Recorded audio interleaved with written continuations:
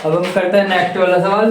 इसमें हमें कहा है कि 300 किलोमीटर की दूरी तय करने में एक तेज चलने वाली गाड़ी एक धीरे चलने वाली गाड़ी से 3 घंटा कम समय लेती है। यदि धीरे चलने वाली गाड़ी की चाल तेज चलने वाली गाड़ी की चाल से 5 किलोमीटर प्रति घंटा कम हो तो इन गाड़ियों की चाल ज्ञात कीजिए। तो ऐसे सवाल को सॉल्व करने के लिए सबसे पहले हम मान लेंगे कि गाड़ी की चाल जो हमारी कि माना तेज चलने वाली गाड़ी की चाल x किलोमीटर प्रति घंटा है। हमने जो दो गाड़ी हमारे पास में, एक तेज चलने वाली गाड़ी एक धीरे चलने वाली गाड़ी है, तो हमने तेज चलने वाली गाड़ी की चाल हमारी x किलोमीटर प्रति घंटा मान ली। और अब धीरे चलने वाली गाड़ी की चाल, तो हमारी धीरे चलने वाली गाड़ी की चाल क्या होगी? यहाँ पे इसने बताया कि तेज चलने वाली गाड़ी की चाल से 5 किलोमीटर प्रति घंटा कम है, यानी कि जो धीरे गाड़ी चल रही है उसकी स्पीड में 5 किलोमीटर प्रति घंटे का डिफरेंस है, यानी कि ये x-5 हो जाएगी किलोमीटर पर आवर। यानी कि धीमे चलने वाली गाड़ी जो है उससे 5 किलोमीटर प्रति घंटे की चाल से कम स्पीड में चल रही है। अब इसका हम समय निकालेंगे। तेज चलने वाली गाड़ी का समय, जो हमारी तेज चलने वाली गाड़ी है उसका समय क्या है? दूरी अपन चाल होगा। दूरी हमारी क्या दे रखी है इन्होंने? 300 किलोमीटर। 300 किलोमीटर की दूरी तय कर रही है गाड़ियां, तो 300 अपॉन, और इसकी स्पीड क्या है तेज चलने वाली गाड़ी की? स्पीड इसकी x है, और ये सम हमारा घंटे में आएगा। अब धीरे चलने वाली गाड़ी का निकालेंगे। धीरे चलने वाली गाड़ी का समय, जो हमारी धीरे चल रही है उसकी गाड़ी का समय हो गया 300 किलोमीटर दूरी है भाई, और इसकी चाल हमारी होगी धीरे चलने वाली गाड़ी की यदि x-5 घंटा। समय इसका घंटे में आ गया। अब दूसरे इन्होंने कहा है कि 300 किलोमीटर की दूरी तय करने में एक तेज चलने वाली गाड़ी एक धीरे चलने वाली गाड़ी से 3 घंटा कम समय लेती है। मतलब इन दोनों की जो चाल है गाड़ियों की, इन दोनों से ट्रैवलिंग करने में हमें 3 घंटे का गैप मिलता है। सबसे पहले हम देखेंगे कि इसमें समय जो है हमारा कौन सा बड़ा है।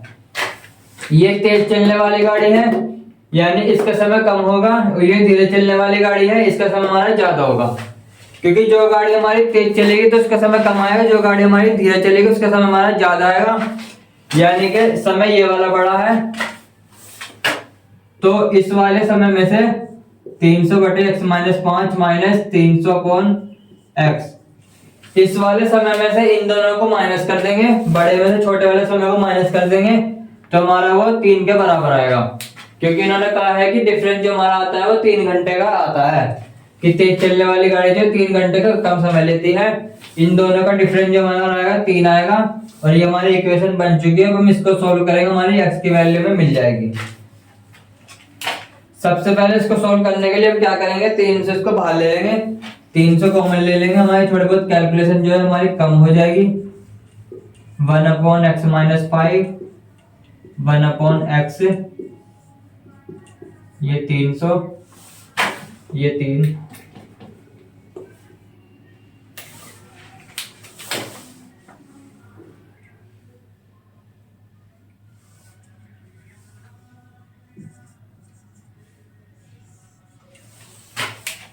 इसका हम ले लेंगे x-5, और ये x -5 से x-5 कैंसिल, बचेगा x, और x से x कैंसिल हो जाएगा, x-5 बचेगा, और माइनस का निशान है, ब्रैकेट x माइनस 5 खुलेगा तो x प्लस 5 हो जाएगा।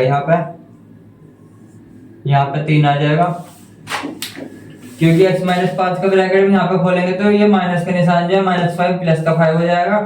ये x प्लस का है, माइनस का है, ये कैंसिल हो जाएंगे दोनों। ये हमारा यहाँ पे 5 बचा। अब हम इसे थोड़ा सा और कर लेते हैं। 300 मल्टीप्लाई, यहाँ पे 5 बचेगा, अपॉन इसको खोल देंगे, मल्टीप्लाई कर देंगे इसके इसमें, x square minus 5x is equal to 3। अब इसकी करेंगे क्रॉस मल्टीप्लाई, ये जो है मतलब इधर जाके मल्टीप्लाई में चला जाएगा।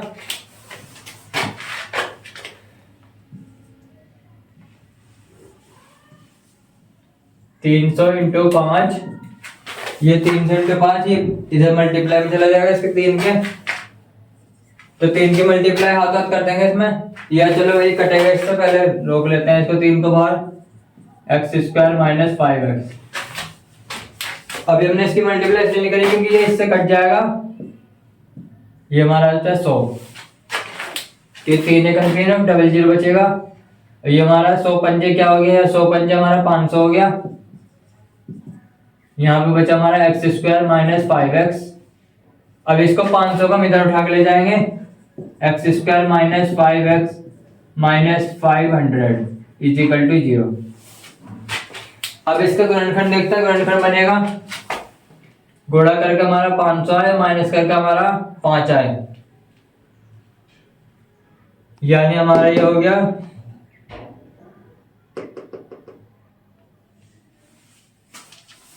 सीधे तरह से कर लेते हैं। a की वैल्यू हमारी 1 आ गई, b की वैल्यू हमारी -5 आ गई, c की वैल्यू हमारी -500 आ गई।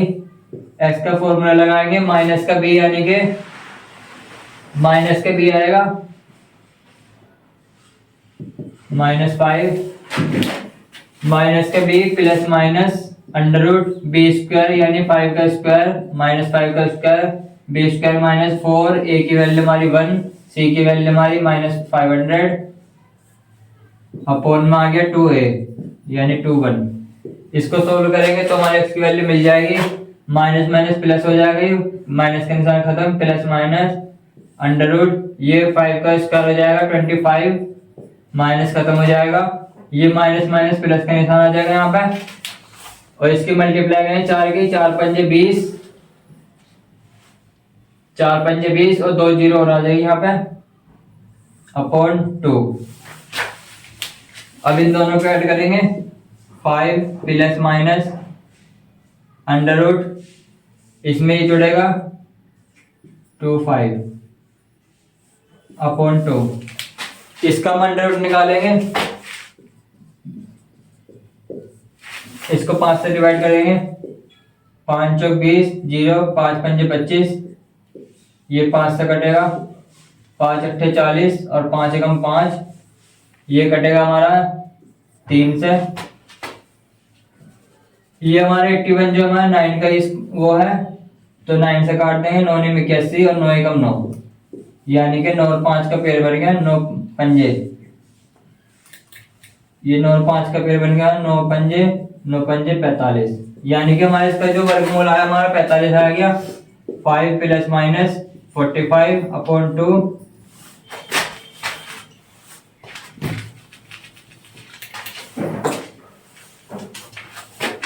अब इसको एक बार जोड़ के लिख देंगे, एक बार घटा के लिख देंगे, अपॉन 2, एक बार घटा के लिख देंगे, ये हमारा 45 में से 5 जोड़ेंगे, 45 और 5 हमारा 50 हो गया, 50 का आधा हमारा 25, एक तो हमारा 25 आ गया, और इसमें से 45 हमारा माइनस का है, प्लस का 5 है तो 40 बचा, माइनस के 40 का आधा करेंगे तो माइनस का 20 बचा। अब ये हमारे x की दो वैल्यू आई, ये हमारी एक तो -20 आई, ये तो हमारी अमान्य होगी क्योंकि 4 हमारी कभी भी ऋणात्मक नहीं हो सकती है, और x की वैल्यू हमारी आई है 25, यानी कि ये हमारा आंसर है। और x हमारी क्या है, तेज चलने वाली गाड़ी की चाल, इसको यहाँ पे लिख देते हैं, तेज चलने वाली गाड़ी की चाल जो है हमारी वो है 25 किलोमीटर पर आवर। एक तो हमारी आगे की तेज चलने वाली गाड़ी की चाल है, दूसरा हमारा बताना है कि धीरे चलने वाली गाड़ी की चाल। तो यहाँ पे लिख देंगे धीरे चलने वाली गाड़ी की चाल। अब धीरे चलने वाली गाड़ी की चाल हमारी क्या है? धीरे चलने वाली गाड़ी की चाल हमारी x-5, यानी x की वैल्यू हमारी 25 में से 5 घटा देंगे 20। ये हमारी आ गई धीरे चलने वाली गाड़ी की चाल। धीरे चलने वाली गाड़ी की चाल हमारी आ गई ये रही, और तेज चलने वाली गाड़ी की चाल हमारी आ गई ये रही। ये दोनों हमारे आंसर हैं।